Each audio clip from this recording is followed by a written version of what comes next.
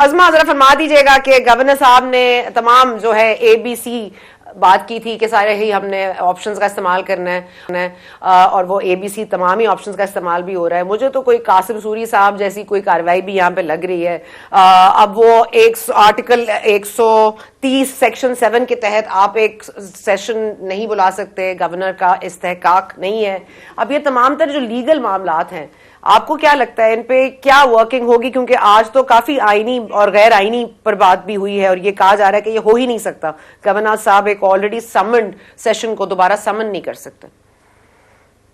बहुत शुक्रिया सना। दो बातें हैं। पहली बात तो ये है कि ये पिछले 4 महीने से जब से ये चीफ मिनिस्टर बने हैं, ये इजलास चलाए चले जा रहे हैं और मुसलसल इजलास चले जा रहा है इसी खौफ के तहत कि इनके खिलाफ अदम एतमाद ना आ जाए।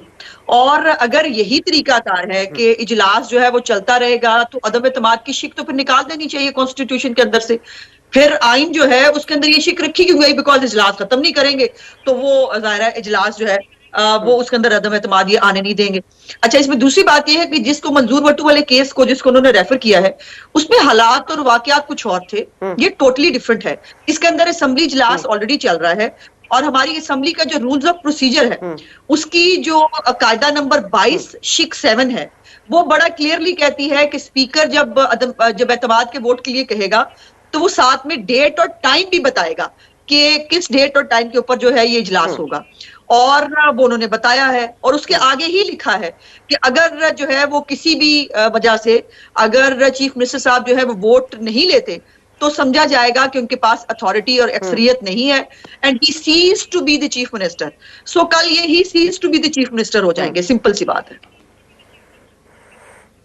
नहीं, लेकिन ये कैसे हो जाएंगे जब ये आइन आपको इजाजत ही नहीं दे रहा? क्योंकि कहा है रूल्स और प्रोसीजर जो है 22 अगर हम उसको देखें तो उसमें भी बात यहाँ पे जो बिफोर 18th अमेंडमेंट पास हुई थी उसमें तो आपके पास ये राह थी, आप इख्तियार कर सकते थे, लेकिन अब ये मुमकिन नहीं है। नहीं, ऐसे नहीं है। देखिए, इनकी अपनी इंटरप्रिटेशंस तो चलेंगी नहीं ना। जब मैंने पहले जैसे गुजारिश की कि अगर इनके केस को मान लिया जाए तो फिर मुझे बता देना फिर जो है एतमाद के वोट की जरूरत क्या है कॉन्स्टिट्यूशन के अंदर। जो अगर ये शिक दी गई है तो वो कैसे अप्लाई होगी फिर वो बता दीजिए।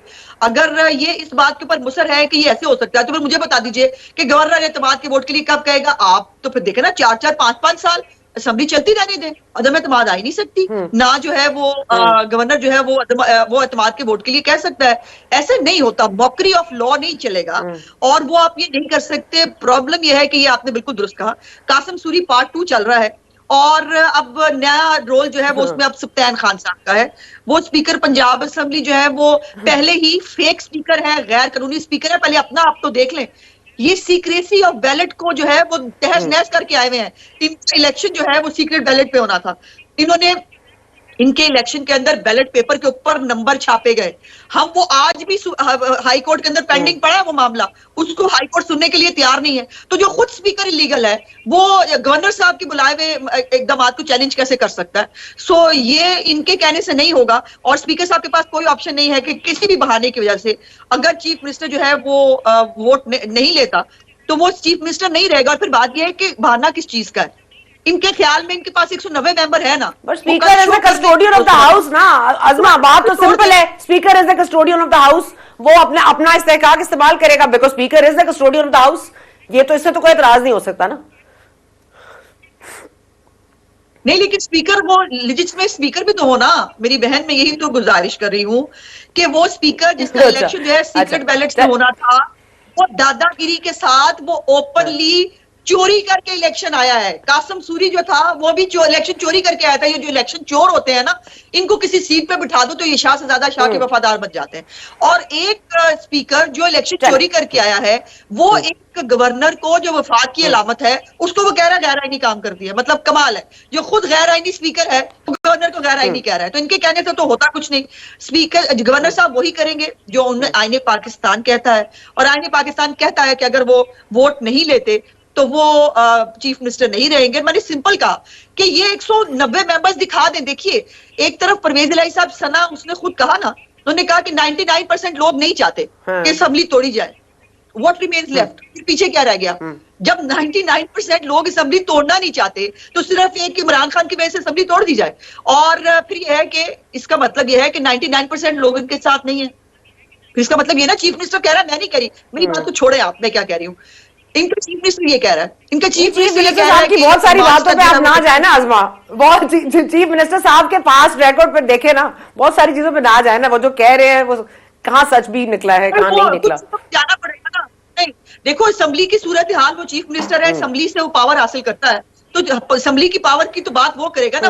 अगर उसके पास असेंबली की पावर ना हो तो चीफ मिनिस्टर नहीं रह सकता। और अगर कोई असेंबली के बारे में कोई बात बता रहा है, अगर वो अपनी स्ट्रेंथ के बारे में बात बता रहा है तो उसको सीरियस लेना पड़ेगा ना। किसी और की बात को किसको लेंगे फिर सीरियस, आप बताइए। अच्छा आपके चले 4 बज गए कल और आपने ये अचीव कर लिया, ठीक है, he will cease to be CM. चले सपोजिंग हम हाइपोथेटिकली डिसाइड कर लेते हैं, अब जो नाम सामने आ रहे हैं हसन मुर्तजा साहब, और क्या नाम है आपके चीफ मिनिस्टर के लिए सर मैम? नहीं अभी सना इट्स प्रीमेच्योर, और अभी चूंकि ये कल जो है उनके पास टाइम है रात 12 बजे तक, और अगर उन्होंने जो है वो नहीं लिया एतमाद का वोट तो उसके बाद फिर जाहिर है नए सीएम का इलेक्शन होगा, और नए सीएम के इलेक्शन के लिए पीडीएम की आदत जो है वो नया नाम जो है वो डिसाइड करके अनाउंस करेगी।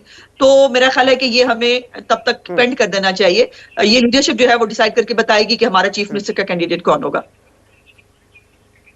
अच्छा ठीक है आजमा, लास्टली बता दीजिएगा, क्योंकि एक बहुत ही तासुर जो बन रहा है वो यही बन रहा है कि परवेज इलाही साहब जिस तरह से जनरल रिटायर्ड बाजवा को डिफेंड कर रहे हैं और जिस तरह से गुफ्तगू कर रहे हैं पीटीआई से कि अपनी औकात में रहे, मैंने तो ऐसे नहीं देखा कि इतना पेशेंटली इमरान खान साहब कहें कोई बात नहीं, he has a right to his opinion, I have a right to my opinion. तो ये कोई नूरा कुश्ती उनके लेवल पे चल रही है या ये आपके साथ कुछ खेल हो रहा है, क्या हो रही है? नहीं मुझे लगता है कि बार्गेन पोजीशन बेहतर करने की कोशिश कर रहे हैं परवेज इलाही साहब अपने लिए, और वो चारों तरफ खेल रहे हैं, मारे जाएंगे। जो बंदा चारों तरफ खेलता है वो मारा जाता है। और अगर पंजाब असेंबली टूट गई जुम्मे वाले दिन, तो अगर हफ्ते को इन बाप बेटे को जमान पार्क के गेट के ऊपर एंट्री मिल गई तो मुझसे जरूर बात कीजिएगा। ये सारा जो जो है ना पूरा बैनम इस वक्त इमरान खान पी रहा है, और पी के एकदम उलट के उल्टी करेगा, फिर आप देखिएगा क्या होता है। कहाँ रह गई इनकी, कहाँ रह गई इनकी बात होती है। देखो एक और इम्पोर्टेंट बात है आजमा, आपको लगता है आखिर में ये बता दें आपको, हाँ मैं आखिरी बात कर दूं, ये जो सीट एडजस्टमेंट हो रही है ये परवेज इलाही और उनकी फैमिली के साथ हो रही है, मुस्लिम लीग काफ के साथ नहीं हो रही। मुस्लिम लीग काफ जो है वो चौधरी शुजात साहब के पास है, सो इनके पास कोई अथॉरिटी नहीं है मुस्लिम लीग काफ की सीट एडजस्टमेंट करने का। ये इस वक्त भी देखे ना जो कमेटी बनी है परवेज इलाही और उनके बेटे, तो ये परवेज इलाही उनके खानदान के साथ सीट एडजस्टमेंट होगी। मुस्लिम लीग काफ एज अ पार्टी जो है वो पीडीएम के साथ खड़ी है। ओके अजमा, लास्टली सिर्फ बता दीजिएगा वेरी क्विकली, क्योंकि ये प्रोलॉन्ग करना है ये मामले को, जाहिर है क्योंकि अब वो अगर सेशन में चले जाते हैं, कासिम सूरी टाइप कोई फॉर्मूला अपनाया जाता है, फिर ये कोर्ट में चला जाता है मामला, ये तो एक लीगल इशू बन जाएगा। तो जाहिर है मुल्क की इस वक्त जो इस्तेहकाम है उसी को मुतासिर करना चाहते हैं ना इमरान खान साहब, तो आप लोग उनको ये और रूम नहीं दे रहे, और तरीका उनके लिए आसान नहीं कर रहे? नहीं कतई नहीं, हम उनको पागलपन करने से रोक रहे हैं, और पागलपंती की इजाजत नहीं होनी चाहिए। देखिए ना इमरान खान के जो है वो दिमाग में कुछ भी समाएगा और पूरा पाकिस्तान वो करेगा, ऐसा नहीं होता ना, ऐसा नहीं होगा। इसका टेन्योर है असेंबलीज का, वो उनको पूरा करना चाहिए। पाकिस्तान के हालात नए इलेक्शन की तरफ नहीं जा सकते, और अभी मर्दमशुमारी के बगैर इलेक्शन नहीं हो सकते, तो मर्दमशुमारी का प्रोसेस जारी है। सो ये इमरान खान साहब जो है उनकी ख्वाहिश के लिए पंजाब असेंबली जो है वक्त से पहले तोड़ दी जाए, सॉरी ये नहीं होगा। ओके अजमा, बहुत शुक्रिया आपने वक्त निकाला हमारे लिए, वक्त ले रहे हैं अब